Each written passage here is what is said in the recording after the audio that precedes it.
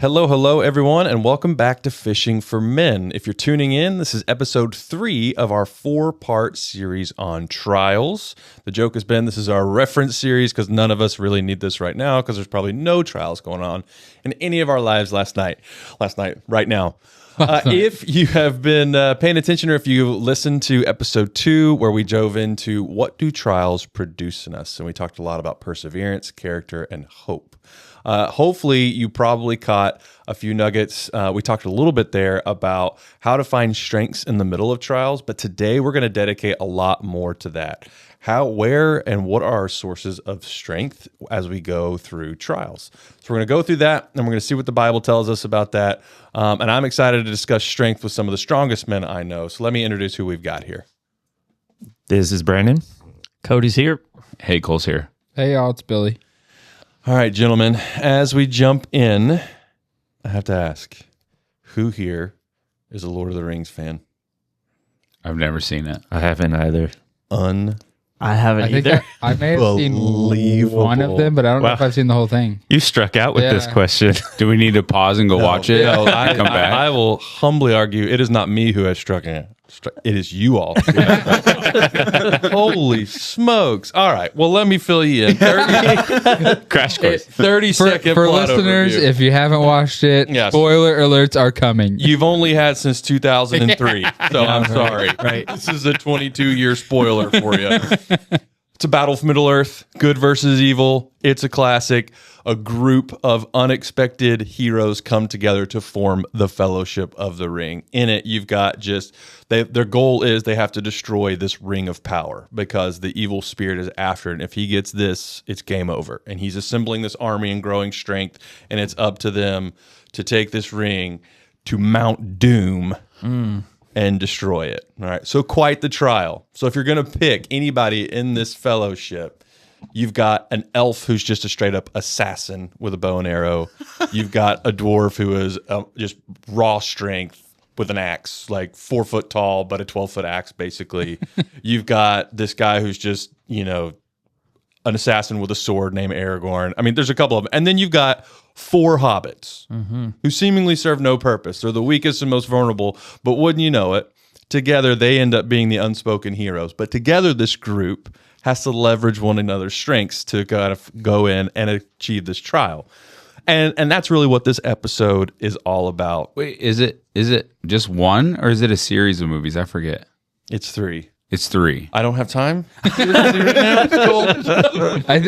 think we hurt Spencer's heart a little bit. I can see and hear the passion. I chose the wrong group of friends. I had visions of us having a conversation about who represented each character. I had my ideas. I thought one of you all would, but I digress. Would you like to assign us to? Yeah, assign us stuff No. and then My you know feelings the are hurt. characters and our strengths. How many times could. have you watched this trilogy? You know how you have those movies that if it comes on and you happen upon it and you're sitting on the couch, you won't turn it? That's one for me. Okay. I won't turn it. Okay. Tommy Boy falls into that category. Right. Yes. Lord of the Rings is in there. Most of the James Bond movies when they used to do the big ones. But anyways, there's a couple of others. But I enjoy Lord of the Rings. Miss Congeniality? Yeah, that's also right up there. Right. Where'd that come from? I just watched Sandlot again the other day. Whenever I was sick a couple great. weeks ago. Yeah. Great. Movie. Yep. Charlotte fell asleep like in the middle of the day, and I was like, sweet, I get to control the TV now. Sandlot it is. Well, all right. Lord of the Rings is just a nerdier version of Sandlot. There you The go. team has to come together Yes. to go into an evil place grab the and ball. retrieve, and accomplish a goal. There you go. See? All right. So the whole point of this episode is that what you don't see in that movie or in Sandlot is people solving a trial by digging deeper within themselves. Yes, they do have to go and find an extra gear, but it's not about one character toughing it out. Think about going back to episode 1 where we talked about it's not about you finding the strength within yourself, it's finding strength somewhere else. And the whole idea of this is that we find strength in the most unexpected of places. And really, I believe one of the biggest places that we find strength is in our weakness. And so this episode's anchor verse is actually one of my life verses. It's one of my favorite. It comes from 2 Corinthians chapter 12, verses 9 through 10. And it says, "But he said to me, my grace is sufficient for you, for my power is made perfect in weakness. Therefore, I will boast all the more gladly about my weaknesses, so that Christ's power may rest on me. As a recovering perfectionist, this has been a huge one for me. It's kind of been a rallying cry to like boast in my weaknesses. But I think there's a lot there. My power is made perfect in weakness, because as men, sometimes I think we try everything we can to cover our weaknesses, but that's where God's strength is made. So during this episode, we really want to hopefully, listener, help you understand that embracing our weaknesses in trials or accepting what we can't do about them ourselves is actually the source of our strength, because doing that is what's going to point us where God wants us, right towards him. So let's jump straight in as we look at this verse. My grace is sufficient for you. So we're going to talk a little bit about this idea. So seeking grace that is sufficient. Now I'm going to keep with the movie theme. I love it. And if you do, if we strike out here, then I'm walking away. If this is really a podcast, Spencer, maybe not on this episode after this one. All right. How many of you seen Gladiator or 300? I have. Yes, sir. All I've right. seen that. So we know about the famous formation. Russell Crowe gets, remember the scene in Gladiator where all the chariots are going by and he calls them all in. Does anybody actually know the name of that formation? I Googled it. I think I know it. I don't. No. I think it's called a phalanx, but all the research says it was like a rectangle or a square. But in Gladiator and in 300, they form that formation. It's almost like a circle where they lock arm in arm. Yep. And the whole idea, I think, is kind of when we do that, when we seek God's grace, that's us locking arm in arm with him. And we have to do that first before we can really do that. And there's two kind of complementary verses that I think really speak to this and why it's so important when we're in trials that we seek God first. One is Psalm 34, verses 17 to 18. It says, the righteous cry out and the Lord hears and rescues them. When we cry out, when we go to God, he goes arm in arm with us. He forms that formation and nothing can break through it. And then I love 1 Peter 5:7, just simple, but cast your cares on him because he cares for you. He's ready with that arm open. He's waiting on you to come to him, to seek that grace that's sufficient. So I guess the big question for you guys is, thinking about this, can you recall a time when you found a courage you didn't even know you possessed to get through a trial? Mine's the one I'm going through right now Yeah? with the foster journey. And I know I've talked about it several times on this, but it's one where you kind of just have to dig deep in some of these situations because you don't have control over them. And even just taking the courage and just being obedient to what God asked us to do when we first did it, because quite frankly, we were done Yeah. with kids. We had made sure that couldn't happen anymore. Yeah. And so, yeah, I think it's grown us. It's shown us things that we didn't know we had inside of us, and being able to care for another child and love him like he's our own, even though he didn't come from us. So, Yeah. I mean, truly, so much courage just jumping into something so unknown. yeah. And then a system that seems to be so... And it continues to be more unknown. Yeah, exactly. The floor continues to drop on the level of unknown. Yeah, I thought every time I think we reach the floor, it's like, no, we're still not there. Yeah. That's interesting. What else? Any others? I remember for me, it was one of the big ones. I've talked a lot about just getting through my mom's cancer journey. But I think back to one of the biggest ones was actually the decision to move to Texas. At the time, I had one family member who was here. He was in Midland working, but I had no family, and we're super tight-knit to the family. And it was like I was comfortable at work. I was in a good spot, but I was like, this is a big jump for your life to kind of achieve. I felt like there was a big calling with how the story worked out, but I didn't expect to be able to just like get up and leave my family, because they were just probably the biggest thing for me was being close. Even I felt like at the time an hour and a half was pretty far away. So being 12 hours was like, whoa. So that was one that I prayed a lot about that one.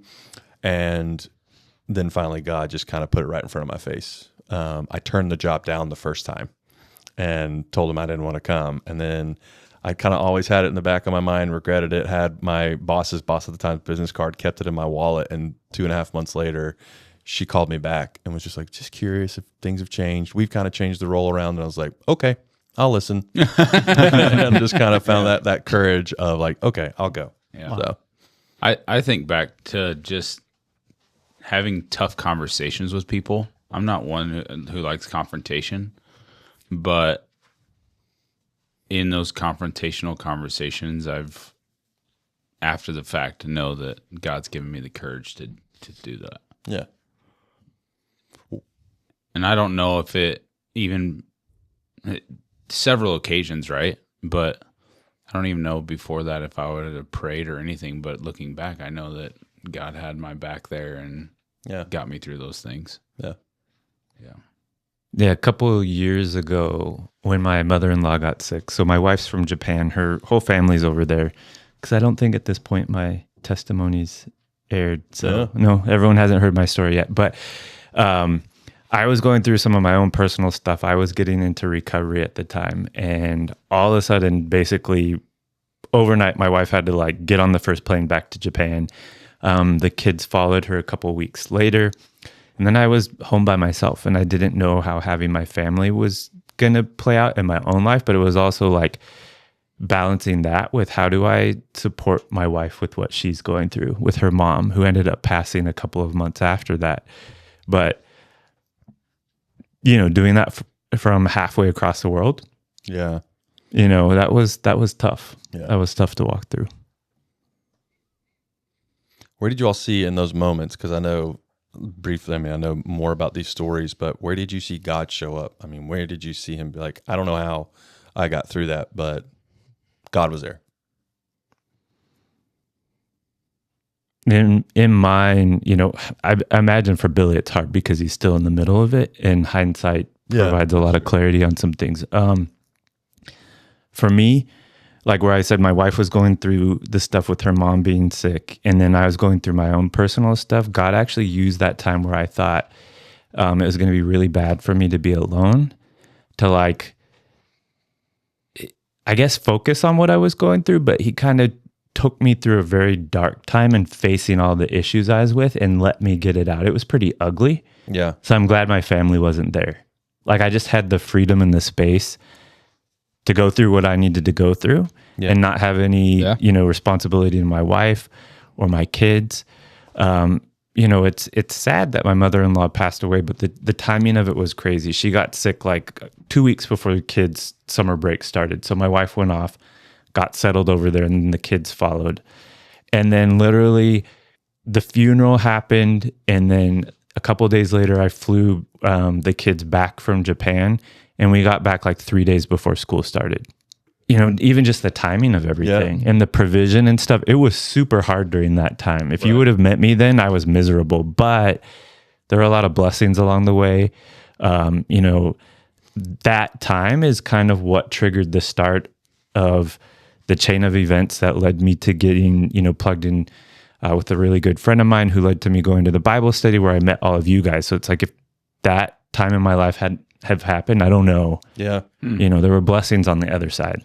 I think that last line right there, the blessings on the other side, the grace that God gives us. Yeah, it reminds me of that Psalm 34, like the Lord is near the brokenhearted, he saves those crushed in spirit. You just talking about being alone for that time reminds me of like the book The Shack, where he's just like, alone and God confronts him there, and like that's a really good example of that. Yeah. Oof. Even in being in the trial that we're in right now, there's even times where I look back, I can still see God in those moments. So he brought us to a bottom point as a family with our first 2 placements that we had, who were incredibly difficult. And it finally pushed us enough to go to counseling. Yeah. Which was actually something that I knew we needed to do many years before that. But there was never something that sort of broke the camel's back to get it. And unfortunately, those 2 kids did that. Yeah. And so it put us in a spot to actually go take that step, which we needed to go do. Not just for me and my wife, but even for my kids to go process just what had happened during that few short months that we had them. So even that was a blessing over the last period of time. And even, you know, I would even say, even though we're sitting in it now, the child that we have, he's a blessing every day that we have him. Like, he's the easiest child, including my own, that we've ever had. And there's almost not a moment that he's not smiling unless he is hungry, has a dirty diaper, or is tired. Other than that, he is just pure ball of joy, which is awesome. Yeah. So even having that, no matter how our day is going, if you can get him to smile, which is usually just putting my daughter in front of him, if you can get him to smile, man, it turns your day around really fast. Yeah. And so it's just a cool thing to even just have him in our house each day that we do get to have him, of like, he's just such a happy child. Yeah. I love this idea of just seeking grace, and that grace, instead of trying to overcome it, as we sometimes try and do as men, it's just go to God, seek His grace for that weakness, that flaw that you think is the whole reason why you can't make it through this trial. And as we just heard some examples of, He'll show you exactly why that's how He can. But that's not easy to do, which kind of takes us into point 2. Makes me think of Alanis Morissette, which, isn't it ironic? Are you going to sing first? Don't you think? Hey, I would have if you guys knew Lord of the Rings. I would have sung. But the irony is that strength requires vulnerability. And before we dive too far into that, I think one of the big things from this verse is that it takes courage to boast in our weakness, as Paul says. Why do y'all think that's true? Because he doesn't say hide in our weakness or bury your weakness or erase your weakness. It says boast in it, which means you own it. Yeah. No, thank you. You learn from it. Yeah. But I also think it's you're unashamed of it. Yeah. I hear right. the word boast, like you tell people about it. Yeah. Like rather like I'm always picturing like instead of like a resume of your accomplishments, here's all the things I suck at. Yeah, right. Exactly. Well, but I think there's a little bit more to it. It's not just that, it's why you boast about it, right? Yeah. I think it's recognizing that you and of yourself are not enough. And broken. Yeah. Yeah. So it's boasting in order to glorify God. Yeah. Okay. I just picture like us like running outside.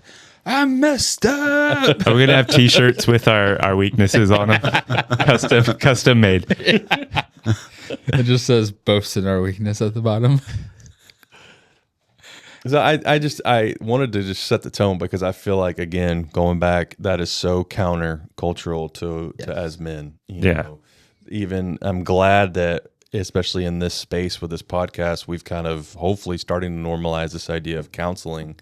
But even then, talking about going to counseling used to be, for a lot of people, I think even it's like 3-4 years ago, at least for me, I didn't have the comfort to talk about it. Mm-hmm. I always wanted to, but it was just like, a little too scared. But there's this entire idea that strength requires vulnerability. You can't show courage without a willingness to be vulnerable. And it's pretty interesting. I go to Brene Brown, who's just this incredible author around this entire idea. And she has this great quote that says, vulnerability is not weakness. It's the ability to show up and be seen. It's the ability to be brave when you cannot control the outcome. And she tells this story about, and you all may know it, but I think she was in front of a group of Navy SEALs. And she says, these are the top warriors, right? She's like, think back to any moment where you had to demonstrate bravery and courage. Could you have done it if you weren't vulnerable first? And so that's the question I have to you guys. Can you think of a time when you showed courage without first being vulnerable? I don't know that it's possible. Yeah. Because you can't, like, what would you be courageous about if you weren't honest with yourself? Of like, there's a risk in something that's involved here that I may not be able to control. Yeah, exactly. So I flipped that question. Can you all think of a trial where you first had to get really comfortable being vulnerable? And what did that take? I don't know if it was necessarily a trial, but just even in being vulnerable, I think as we formed our own sort of group of guys here. Yeah. There's a risk that you are invoking on yourself of laying your crap out there. Yeah. Yeah. And what's interesting you in pointing that out, I think that's one of the ways I got to know a lot of you guys. Mm-hmm. I had practiced by that point, but that kind of is what I was talking about earlier with that summer where, my family was split up. And out of that, I met you guys. During that summer is when I learned to open up and be vulnerable about my story and what was going on, and stepping out and sharing that. And what's like, as I think about that for myself, there's the 2-year period where me and Katie didn't have any friends. And I think part of that was forcing me to be vulnerable and identify the things that I need to be vulnerable about. But then it was going to Bible study. It was opening up about that stuff. It was, hey, I'm going to show you who these friends are and who you're going to be around and the group that I'm going to put around you, but you got to be courageous enough to open it up and put it out there first because you've already played the game where you weren't. Yeah. And see where it led you. You don't want to do that again. So in your lives, knowing all the men that you all have around you, what are some of the areas where you see men most reluctant to be vulnerable? I see being incompetent, admitting incompetence as being the number one. I know a lot of guys that are not willing to accept that they're the rookie in the room or the least knowledgeable. What are some others that you all see? It's funny is I just bought a book about this. Did you? It's called Fighting Shadows. Oh, cool. It came from a podcast that me and Brandon started listening to called Forming Men. And the ones, I actually think I still have the picture of it. One is ambition. What do you do with that? And ties back to sort of your career and how you chase that in a way where you don't want people. I think, Brandon, you've talked about a little bit on here of not wanting people to know like what your job was because you're, insecure about what we might think of that. And I think a lot of guys struggle with that. I know I did. The other ones are despair, loneliness, shame, lust. Although what's weird about that one is I feel like people actually have normalized that one. Yeah, I could see that. And then that one is definitely a safer one, I think, because at least in our men's Bible study, lots of guys are real, like they're open to admitting it to a certain extent. Yeah. Which is hopeful. It's good. Yeah. And then futility and apathy are the other two. So more to come. Yeah. I've only started the first few pages. What about the dads who live vicariously through their kids' sports and can be vulnerable about their kids' actual abilities? Yeah. That's true. Or for the dad to be vulnerable that he actually is obsessed with it. And putting too much pressure on his kids. Yeah. That could be one. I think just in general, being seen as less than in any area. Yeah. Being wrong, admitting when we're wrong with kids, wives, families. What are you talking about? Wait, just kidding. I mean, that never happens in my life. When I first heard about Brene Brown, it was couple years ago. I did like a Vistage thing, a leadership program through work in 2022, I think. And I brought vulnerability into my career. And now thinking back, people when I was younger used to call me super gullible, but I think that was my vulnerability. Yeah. Huh. Like I think that I've always been vulnerable, but I've definitely put up walls. Yeah. Yeah. So I can see that. Any others that come to mind on just ways, if we were trying to be mind readers of the listeners right now, ways they might not be willing to be vulnerable? I don't have anything specific that I think of, but my experience has been most men are not willing to take that first step to be vulnerable. Like we'll just talk superficial stuff. Yeah.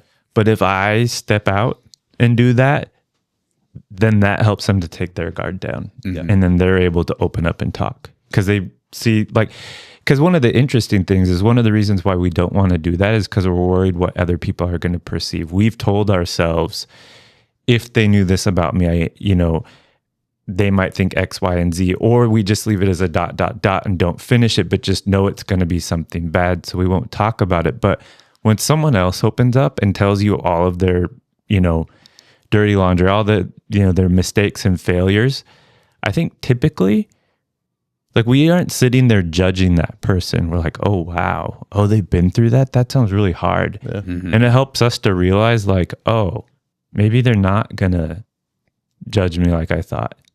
Yeah.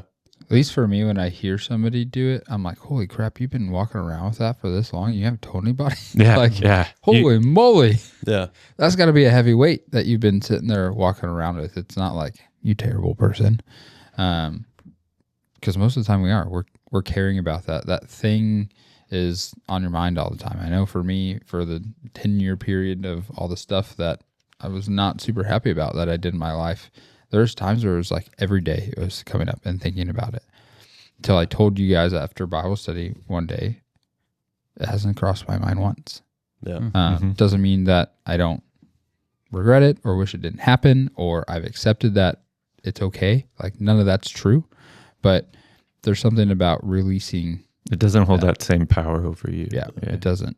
So I'm trying to think if there's anything really else as far. I would probably even alcohol. Yeah.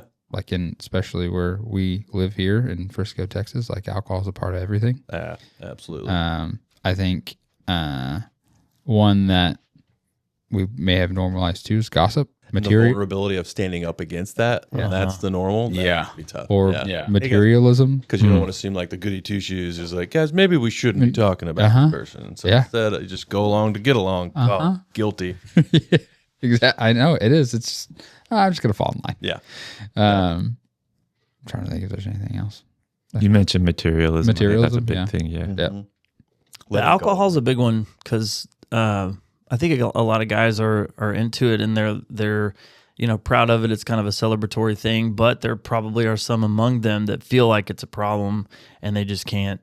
They might want to quit, or they have no idea how to even bring that up. Oh, dude, I rationalized it to myself so many different times of like, it's just a social thing. Yeah. It's not a big deal. It's only when I'm doing this. Well, 12 drinks later with friends, it's not an issue. Yeah, I'm fine. I'm totally fine. I'm totally okay. I don't remember what happened last night. Well, I'm totally okay. It's not a problem. Yeah. But I think that goes back to a big one, which is the vulnerability that I see a lot of guys in my life won't take is fear of not meeting others' expectations for them. Mm-hmm. And if I don't do that, and the courage to step into what I want, like family expectations, all those things, I've seen guys in my life just not willing to do it. And so vulnerability as a culture builder in a business and a family, when the leader's not vulnerable, that means everybody has to live up to that expectation, which is a false persona. Yeah. And everybody else wears their false persona, and so that's your culture. So if the leader breaks into it, then everybody can be who they are, and then everybody's growing, everybody's leaning, locking arms. Yep. Cody bringing the heavy hammer. Yeah. That was legit. So true. Yeah. I mean, we talk about being the you want to be a leader of a house. You want to be a leader of anything. You got to be vulnerable. Don't be perfect. No. Yeah. You want your kids to be vulnerable and share their secrets. Yeah. You better set the tone. I've shared it here several times. Yeah. We're so open and honest with our girls. This is our first time parenting. Yeah. And this is your first time being a kid. We're going to do this together. Yeah. Like there's no way around that. And let's be honest, your kids know your faults much of the time. And so like when you're pretending that you don't have them, they know, they see it. Yeah. When they see you open up about that, they're like, okay, I can connect with this guy because he's not a hypocrite. Yeah. Now you shared some of your struggles, Brandon, with your kids, and you're like, I'm never doing that, but you did. Took some courage and opened up about some of that stuff. As they grow into bigger you're about people, to have a kid, but Cody, Cole, have y'all like actually told your kids like any of the struggles that you? As they grow to be bigger people, once it's age appropriate, you kind of have to. Yeah, I would say we're getting there. Yeah, like, Tessa's like getting close to puberty. Yeah. We're getting there. Yeah. It's scary. Yeah, and that's exactly the point. It is scary. But I think that's one of the why I love this verse, though, is that it's almost reassuring that, yes, it takes so much courage to be vulnerable and speak into and admit those weaknesses to others. But God promises power in that. Mm-hmm. There's power in that. So seek my grace, boast in that weakness, and watch the power that will come from it. But it takes... Sometimes I think that's the hardest step. The guys that we see show up at church that admit it, like the courage that they're demonstrating and how we meet them and respond to that is huge. And I think this conversation, and Billy, something you just said of like, and Brandon, to your point, when somebody is vulnerable with you, many times, I would say far more often than not, the response is a deeper emotional connection with that person. Mm-hmm. For sure. Than anything. Which goes into number 3, which is this idea. Okay, ask a question real quick. So Yeah. You just mentioned a deeper emotional connection. Mm-hmm. We're all married. Yeah. How often do you open up to your wife about the stuff that you're struggling with? I'm getting better. Yeah, definitely getting better. So if that's what we're after. Yeah. Oh, for sure. Intimacy isn't just a physical thing. Yeah. It's an emotional Wow. thing. And so that builds intimacy Yeah. in a way. But I think if we're talking to the listeners who are like, no, I don't do that because I know I'm still not great at it. Yep. But I would expect that many people who do listen to this are like, no. Yeah, you might have had some people just turn down the volume a bit on your end there with that question. Push pause. But let That's me be enough for vulnerable and today. say I haven't been good at that either. But every time I have, Katie has the response is responded with amazing. grace. Yeah. Yeah, I know. Yeah. But the story that I built up on how my Katie was going to react, Oh is gosh. always vastly different than how she actually does. Thank God, which is with grace. So, Yeah. but the third and kind of final point that I want to make here on where do we find strength in trials is there's strength in numbers. So just as we kind of talked about the spiritual version of locking arms with God, we can physically lock arms with others. And for some of us, that may just be where we're embracing vulnerability as the biggest step, because admitting my weaknesses and boasting in those weaknesses to other people and not in the privacy of my one-on-one prayer with God is where that vulnerability and courage is biggest. But it's biblical. We're called to do this. This is not the first time we've talked about community, and it's really the whole heart behind this podcast is to create community. But we go back to Galatians 2, carry each other's burdens, 6:2, and in this way you will fulfill the law of Christ. We fulfill the law of Christ by carrying each other's burdens. Romans 12:15 says, rejoice with those who rejoice and mourn with those who mourn. And then Thessalonians, encourage one another and build each other up, just as in fact you are doing. So we've discussed this at length, but what are some of the ways you guys feel like you've embraced community to find strength in a trial? Come to you guys every time I get news Yeah. Text, about what's text going that on. text thread, man. That's every time. I mean, you guys have been the place when things suck that I can go and be like, all right, I just need you to like hold me because I don't really feel like it. Yeah. Yeah, I feel like this group is the foundation. Yes, God and Jesus is the cornerstone, but y'all are my solid foundation that my house sits on. Yeah. And I think it's interesting. Notice, like, we don't get that from our prayer life. Like, God created it that way for whatever reason, that we have to learn that piece relationally through other people. Yeah. Right? You can't. Some days I feel like I'd like to be a monk or just live on an island in the South Pacific by myself. But yeah, we need other people when we're going through trials. And there's something about that happens when you do open it up to another human being, because we can pray all we want, but I guarantee that the enemy is still coming after you after that because you haven't opened up and let it out into another human. And he's still going to keep coming at you like, yeah, you did that, but you're still terrible. I'm like, no. It's a weird balance of the two. Like it's hard to. You got to do describe, both. but Yeah. I remember the first time I experienced it with this group was probably around this time last year. And I think that was when y'all had been placed first, Billy. And there was just this text. It was, bad news. You guys all have to come help me mulch. And it wasn't an ask. Yes. It was a, you're coming. Yes. Good news. We get to hang out together. And that was the first time I realized, like, oh, this is okay to like put those out there. Like, I need your help. Yeah. And sure enough, like we were all there and we'd had like a big mulch-a-thon and we knocked it all out. But it was just cool that in that trial, exhausted, going through the heat of the unknown again with the foster system, like you reached out and relied on people. And I thought that was such a cool thing. I would share that, going back to that first verse you said about burdens, I forget what we were going through, but I remember the line of a burden shared is a burden divided. And one night in here, I shared about how I can't talk in front of a big group of people. I lock up, I get clammy, I start talking too fast. Wait, is that when I forced you to the next day? Yeah, and you forced me, exactly. Yes. You forced me to, Community. Brandon's like, into the fire some more. you forced me to open up for men's Bible study the next day. And that next day, I felt more comfortable than I ever have in front of a group of people. I'm glad you didn't get burned. And I've done it a few times since. You have, and you're doing it again. Yeah, and I'm doing it Exactly. again in a couple weeks. So that sharing those burdens, it's crazy what God will do. And you might not even feel it immediately, but that was the next day or 2 days later. I was like, wow, that was pretty easy. Because I shared with you guys, and I think maybe having you in the room knowing what I shared helped too. So When you think about it, it's Wednesday. How many things have we shared on our group text this week? It's ridiculously At least- long. I mean, It's a lot. We should like transcribe and print it out. Oh, geez, maybe I not. have to redact a lot of things, but they'll get every other word. Wait, how about an app called Pray, and it's Prai? PRA. Like an AI prayer. Like an Yeah, right. Hey now. So Listeners, don't steal that. Cody's got it. We don't want that. Go trademark that now. No, just kidding. It probably exists. when Right. you all think about all the communities that you've leaned on, even before this group came together, what are some communities you know of today that you wish you'd known about before some of your most significant trials? And I'll kick it off. I think one of the most, can be one of the most toxic places in the world, but also one of the most helpful, Reddit.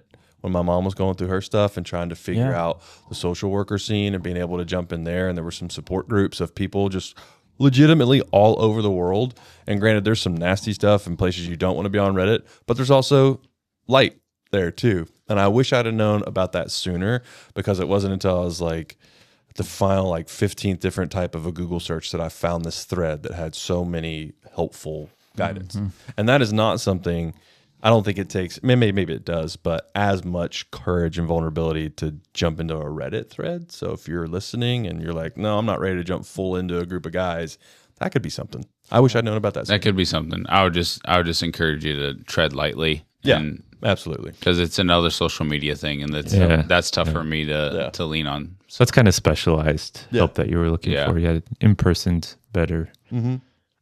I'm sure there's groups on Facebook that you Yeah. could lean on if you need to. But again, the social media, it's In person. Go for in person. yeah. If you can. Men's Bible study has definitely been that was your big one. What kind of kicked it off for you? Kicked it off for me. Yeah. Yeah. What helped you all take that first step towards embracing a new community? I had no friends. Courage. I was just lonely. Point blank. Yeah. And it's really funny. Like I had my checklist of I want them to play golf. I want them to like sports. I want them to do this. I want them to like this. I want them to like this. Anytime Katie goes do something, do they like these things? Hey, we all fit that. Kind of. Not like all some of of it. the Burford stuff, and I know what mine was. Bible nerd. What was yours, Cody? that was not on the list. Billy and I wouldn't have been friends. My courage to help take the first step was just based on an invitation. Really? Yeah. An invitation to Bible study, and then your invitation to this group, Brandon, I think came from you. So that was, for me, was an invitation. Sort of invite. No, I Yeah. like that one. I sent Brandon an article. Was that yesterday? 2 days ago. I don't know. And we were talking about there's 3 things.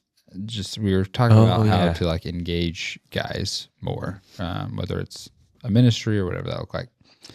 And one of the things they brought up was a personal invitation. Yeah. For men, they're more inclined to come from a personal invitation than there is John standing from the stage saying, "Hey, come to group. They're on meet on Tuesdays and on Thursday mornings." Women someone is women gonna are be there more for them. inclined to go do that type of involvement and just get up and go, but guys won't.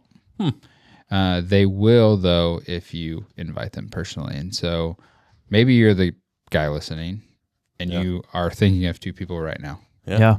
Go extend that invitation. Invite them. Yeah. Absolutely. Yeah. And it doesn't have to be anything weird. Maybe it's coffee. Maybe it's a lunch. Maybe it's not Bible study yet. Yeah. But just extend an invitation of some sort to those people that might have popped up. Because for guys, it seems to be a big one for sure. Yeah. This is a loose example of that, but I remember being at a family vacation, and at one point or another, myself and 3 of my cousins all talked about how we just did not like physically where we were at. And I was like, all right, we're all talking about it, yet we're not going to do anything about it. So I was like, I know it's a super competitive group, so I just put it out there. I was like, what do you guys think about doing a weight loss competition? And just put that invitation out there. And I know, again, that's a really light example of what we're talking about. But within minutes, they all were hungry for something like that and doing it together as a community to go through it. And we put some fun stakes around it about going to a football game. But it's just interesting. So I think it's a great point that sometimes the courage isn't for you to go join a group. It might be to to start the group, and that's an even bigger calling. I remember when I was trying to find a home group at Hope, I reached out to the group's pastor. And I was like, I just don't see one. Like, well, we can train you to be a leader. I was like, nope, no, not right. Pass. That is not what I was asking. No. I would like to integrate with the one already in existence. So, but very interesting. So, any final thoughts on that from you all around that, around community and the strength that you found there? Go take the step. Yeah. Just a step. Yeah. Walk in. You don't even have to say anything. If it's Bible study, if it's a group, maybe you just show up for the first time, you introduce yourself. That's it. Yeah. No pressure. Just don't sit at Mike Yo's table. Cause He will pick at you. Yeah, he will. He will. Go to a different Bible study. So, recap. What are our sources of strength? And they're probably the most counterintuitive things, some, but not all. First, God's grace. Go to him. His grace is sufficient for you. Take it to him. If that's the only thing you remember from this episode, that's the most important thing. Start there. Second, understand that there's power in your vulnerability, in your weaknesses. And third, there's power in numbers. Lock arm in arm first with God, then go lock arm in arm with people that are struggling the same as you, people that want to lift you up. They're out there. I promise nobody is lost. He will leave the 99 to come for you. So we've gone through this. We've asked you to take a list, think of a list of trials. So consider those same trials. And now think about, where are your weaknesses? Where are you powerless? Where can God's power shine through in that? You're not able to do something you're not able to do in those trials, but you wish you could. Because as you do that, now you've got the outline for your next prayer and where to seek God's grace. I need your grace in this weakness, God. So something there where you can seek his grace, the subsequent strength, and you also have a direction on where you may need to go vulnerably seek community. All right? And if you don't know where to go, pray for God to show you. Yep. Yeah, absolutely. Reach out to us. We'll pray for you. Because when you do that, if you can find strength in those, then it's not the same. I was going to land it with something about Mount Doom, and you guys, it's not going to land with you. I'm so heartbroken. But it may for someone in the audience. Yeah, but Go for you it. listeners, if you're there, that's how you find the strength. You find the Samwise to carry you up that mountain and drop that ring. And I'm just saying, it's only 9:30. Yeah. And Bible studies at 6. I might just go rock this trilogy right now. Yeah, do it. You go for it. They're each Cole. about 2.5, 3 hours. 3 Yeah, I was cans of gonna say, accelerator. You'll Let's be go. there. Yeah. Just watch them on 1.5 speed. You'll knock it out. Thank you all for listening. Tune in next episode as we wrap up this series. We're going to take a deep dive into some of those prominent characters in the Bible that shined through trials. Thanks, y'all, and we'll talk to you next time.